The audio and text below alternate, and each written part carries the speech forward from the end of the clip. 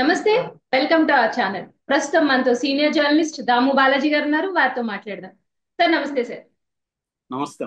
Sir, RGV game changer movies గురించి కొన్ని సంచలనమైన comments చేశారు సార్. ఏంటంటే ఆ కలెక్షన్స్ అన్ని నిజమైనవి కాదు, వీళ్ళు దొంగ కలెక్షన్స్ చూపించారు అని. దీని మీద దిల్ రాజు గారు ఎటువంటి స్పందించారు సార్?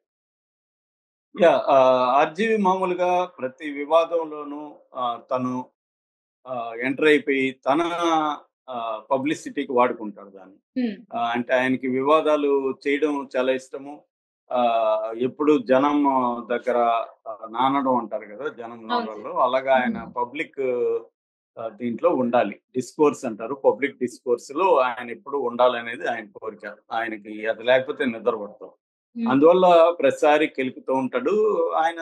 దానివల్ల ఎవరికేమి నష్టం జరుగుతుందంటే వాళ్ళు హర్ట్ అవుతారు కదా. ఈయనకి సరదాగా ఉండొచ్చు. మనం ఇప్పుడు ఎవరినో గిల్లాం అనుకోండి, మనకి సరదాగానే ఉంటది. గిల్లినోడికి, గిల్చుకున్నోడికి సరదా ఉండదు కదా.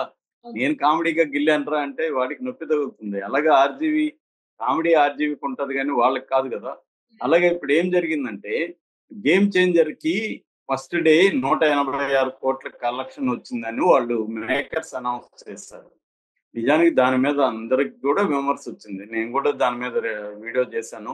అది ఎవ్వరు కూడా నమ్మలేదు. ఎందుకంటే ఆక్యుపెన్సీ రేటే 50% కూడా లేదు గేమ్ చేంజర్. 50% కూడా లేకపోతే 186 crores ఎలా వస్తుంది? హిందీలో ఫస్ట్ డే కలెక్ట్ చేసింది ఎంత? అది 8 కోట్ల కూడా లేదు. 8 కోట్లు కూడా హిందీలో లేదు, తమిళ్లో 2 కోట్లు కూడా లేదు. కేవలం తెలుగు రాష్ట్రాల్లో 33 కోట్లు చేసింది. ఓవరాల్ గా 37 నుంచి 40 కోట్లు కూడా కలెక్ట్ చేయకపోతే ఇంకా అది 186 కోట్లు ఎలా చేస్తుంది? దాంతో చాలా మంది ఇది 86 కోట్లు వచ్చిందని, 86 కోట్లు కూడా రాలేదు, సగమే వచ్చిందని ఇలాగా రకరకాలుగా అది చెప్తున్నారు. సో ఈ కాంటెక్స్ట్ లో ఆర్జీవి దీన్ని ఓపెన్ అప్ చేశాడు. అంటే ఇది అందరూ చెప్పుకుంటున్న దాన్ని ఆయన ఎక్స్ప్రెస్ చేశాడు. ఆయన ఏం చెప్పారంటే మరి ఇది త్రిబుల్ ఆర్‌ను కూడా దాటిపోయిందంటే ఆయన జీసీ అని పెట్టాడు. గేమ్ చేంజర్ అనలేదు ఎక్కడ. కానీ అందరికి అర్థమవుతుంది కదా, జీసీ 186 crores అని పెడితే అందరికి అర్థమవుతుంది. సో ఆయన పుష్పతో దీన్ని పుష్ప 2తో కంపేర్ చేశారు. దీనికి కానీ 186 కోట్లు వస్తే పుష్ప ఫస్ట్ రోజే 1860 కోట్లు రావాలి అని చెప్పాడు.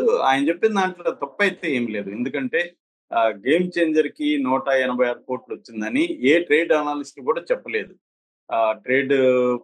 కొన్ని ట్రేడ్ మ్యాగజైన్స్ ఉన్నాయి, అనలిస్టులు తరుణ్ ఆదర్శ్ లాంటి వాళ్ళు అనలిస్టులు ఉన్నారు. వాళ్ళెవరు కూడా గేమ్ చేంజర్ ఇంత కలెక్ట్ చేసిందని చెప్పట్లేదు. సో మరి మేకర్స్ ఎక్కడి నుంచి చెప్పారు? ఆల్రెడీ మనకు తెలుసు, నాగవంశీ గతంలో కూడా మేము కొన్ని సినిమాలకి అభిమానుల కోసం పెంచి చూపిస్తామని కూడా ఓపెన్ స్టేట్మెంట్ ఇచ్చాడు. సో అలాగా అందువల్ల ఇప్పుడు game changer producer Dil Raju కూడా కావాలని చెప్పాడా అనేది కూడా ఉంది. అయితే దిల్ రాజు గాని వాళ్ళందరూ కూడా కోపంగా ఉన్నారు. దీని పట్ల నెగిటివ్ గా స్ప్రెడ్ చేస్తున్నారు. పుష్ప మీద కూడా విపరీతంగా నెగిటివ్ గా స్ప్రెడ్ చేశారు. కానీ పుష్ప విజయాన్ని ఎవరు ఆపలేరు కదా, పుష్ప 2 విజయాన్ని. నెగిటివిటీ అనేది ఇప్పుడు ఈ మధ్య ఎందుకంటే రాజకీయాలు వచ్చేసాయి. పుష్ప 2ని ఎవరు నెగిటివ్ గా స్ప్రెడ్ చేశారు? మెగా ఫ్యామిలీ ఆడియన్సే కదా చేశారు. మెగా ఫ్యామిలీ ఫ్యాన్సే ఎక్కువ చేశారు. మెగా ఫ్యామిలీ ఫ్యాన్స్ దాన్ని నెగిటివ్ గా చేసినప్పుడు అల్లు అర్జున్ ఫ్యాన్స్ దీన్ని నెగిటివ్ గా చేస్తారు ఆటోమేటిక్ గా. సో అందుకని గేమ్ చేంజర్ మీద కూడా నెగిటివిటీ అనేది విపరీతంగా వచ్చింది. ఆ సందర్భంగా ఎప్పుడైనా కూడా ఒక సామెత, అది ఆయన కూడా అన్నాడు, ఎప్పుడైనా ఫండమెంటల్ ఇదేంటంటే నువ్వు చెప్పే అబద్ధాన్ని కూడా నమ్మేటిగా ఉండాలి. అబద్ధం చెప్తే నిజం, అబద్ధం చెప్పినా నమ్మేటికి చెప్పురా అని మన సామెత ఉంటుంది. అలాగా అది కూడా ఆయన అన్నాడు, నమ్మేటిగా ఉండాలా మీరు అబద్ధం చెప్పినా అని. అంటే 186 కోట్లు కాకుండా 86 అంటేనా కనీసం నమ్మేవాడు. 186 కోట్లు ఫస్ట్ డే అనేసరికి ఎవరు నమ్మలేదు. ఎందుకంటే అంత మిక్స్డ్ టాక్. ఎవరు కూడా ఇది భలే గొప్పగా ఉంది సినిమా, చాలా బాగుంది అన్న టాకే రాలేదు. అంతా ఏదో అక్కడక్కడ బాగుంది, శంకర్ పాతగా తీశాడు, అదేంటి ఫ్లాష్ బ్యాక్ ఎపిసోడ్ ఉన్నా ఒకటే లేకపోయినా ఒకటే వేస్ట్, రొమాన్స్ వాళ్ళిద్దరి మధ్య రొమాంటిక్ ట్రాక్ వర్కౌట్ అవ్వలేదు, లవ్ ట్రాక్ వేస్ట్ గా పెట్టారు, పాటలు కొన్ని అనవసరంగా ప్లేస్మెంట్ పాటలు వచ్చాయి, ఇలాగా చెప్తున్నారు. సో ఈ కాంటెక్స్ట్ ఏంటంటే క్లియర్ గా ఆ సినిమా మిక్స్డ్ టాక్ అయితే వచ్చింది. ఫ్లాప్ అని చెప్పలేం కానీ చాలా మందికి నచ్చింది, చాలా మందికి నచ్చలేదు. ఈ కాంటెక్స్ట్ లో వాళ్ళు 180 crores అనేసరికి 186 crores అనేసరికి ఎవరు కూడా అది బిలీవబుల్ గా అనిపించలేదు. దాన్నే ఆర్జీవి చెప్పాడు. నిజానికి ఆర్జీవి చెప్పిన దాంట్లో ఎటువంటి అసంబద్ధత లేదు. అందరూ కూడా ఆర్జీవి చెప్పినట్టే అనుకుంటున్నారు. ఆయన దాన్ని పిల్లికి గంట కడతారంటారు కదా, దాన్ని ఓపెన్ అప్ చేశాడు అనమాట. కాకపోతే ఆయన మీద ఇప్పుడు మామూలుగానే మెగా ఫ్యామిలీకి ఆర్జీవికి పడదు, మనకి తెలుసు ఎప్పటి నుంచో. ఆయన పవన్ కళ్యాణ్ మీద చాలా, పవన్ కళ్యాణ్ కమెడియన్ లాగా చూపిస్తూ అనేక సినిమాలు చేశాడు. చిరంజీవిని, నాగబాబుతో వీళ్ళతో అంతా కూడా ఆయన, ముఖ్యంగా నాగబాబు, అల్లు అరవింద్ వీళ్ళతో కూడా గొడవ పడ్డారు గతంలో. కాకపోతే ఇప్పుడు ఏమైంది, మెగా ఫ్యామిలీకి అల్లు అర్జున్ ఫ్యామిలీకి మధ్య గొడవ ఎప్పుడైతే స్టార్ట్ అయిందో ఆటోమేటిక్ గా ఆర్జీవి కూడా అల్లు అర్జున్ ఫ్యామిలీ వైపు వచ్చేసాడు అనమాట. నిజానికి అల్లు అరవింద్ కూడా చాలా తీవ్రంగా ఆర్జీవిని ఒక నీచుడు అన్నట్టుగా కూడా మాట్లాడాడు గతంలో. కానీ ఇప్పుడు మెగా వర్సెస్ అల్లు ఎప్పుడైతే వచ్చిందో ఆర్జీవి మెగాకి యాంటీగా అయిపోయాడు, వీళ్ళ వైపు వచ్చాడు అనమాట.